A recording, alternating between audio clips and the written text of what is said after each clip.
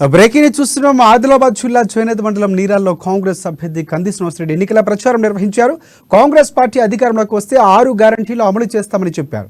మార్పు రావాలి అంటే కాంగ్రెస్ రావాలని పిలుపునిచ్చారు. ఆయన తనకు ఒక్క అవకాశం ఇవ్వాలని, భవిష్యత్తు తరం మేలు కోసమే తాను పోరాటం చేస్తున్నట్లు చెప్పారు. జోగురామను ఓడించాలంటే చేతి గుర్తుకే ఓటు వేయాలన్నారు.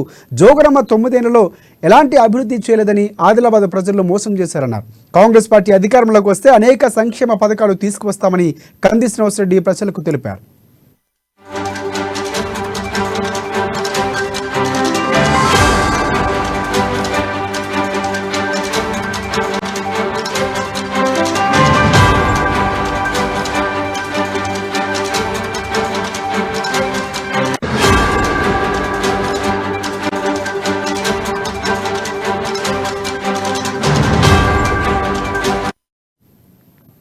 బ్రేకింగ్ చూస్తున్నాం. ఆదిలాబాద్ జిల్లా చేనేత మండలం నీరాల్లో కాంగ్రెస్ అభ్యర్థి కంది శ్రీనివాసరెడ్డి ఎన్నికల ప్రచారం నిర్వహించారు. కాంగ్రెస్ పార్టీ అధికారంలోకి వస్తే 6 గ్యారంటీలు అమలు చేస్తామని చెప్పారు. మార్పు రావాలి అంటే కాంగ్రెస్ రావాలని పిలుపునిచ్చారు. తనకు ఒక్క అవకాశం ఇవ్వాలని, భవిష్యత్తు తరం మేలు కోసమే తాను పోరాటం చేస్తున్నట్లు చెప్పారు. జోగురామను ఓడించాలంటే చేతి గుర్తుకే ఓటు వేయాలన్నారు. జోగురామన్న 9 ఏళ్లలో ఎలాంటి అభివృద్ధి చేయలేదని ఆదిలాబాద్ ప్రజలు మోసం చేశారన్నారు. కాంగ్రెస్ పార్టీ అధికారంలోకి వస్తే అనేక సంక్షేమ పథకాలు తీసుకొస్తామని కంది శ్రీనివాసరెడ్డి తెలిపారు. ఇక ఆయన ప్రచారంలో అడుగడుగున ప్రజలు బ్రహ్మరథం పడుతున్నారు.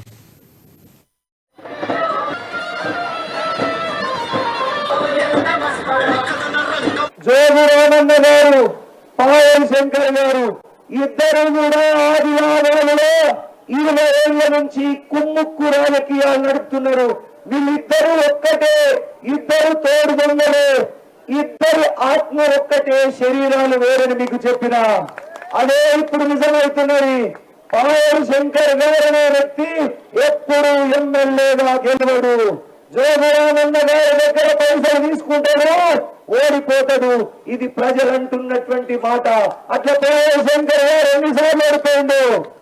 ఎన్నిసార్లు? 3 సార్లు. పాయల్ శంకర్ గారు జోగురామన్న జేబులో మనిషి. పాయల్ శంకర్ గారికి గెలవాలని ఉండదు. జోగురామన్న గారి దగ్గర పైసలు తీసుకోవడము, ఓడిపోవడం అలవాటైంది. ఈసారి కూడా ఎన్ని కోట్ల రూపాయలకు ఒప్పందమైందో మనకు తెలియదు. కానీ పాయల్ శంకర్ గారు ఫోన్ చేస్తున్నారట. ఆయన దగ్గర ఉన్నటువంటి కార్యకర్తలకు ఫోన్ చేసి చెప్తుండట. ఏమని చెప్తుండట? ఇట్లాంటి భూమన్న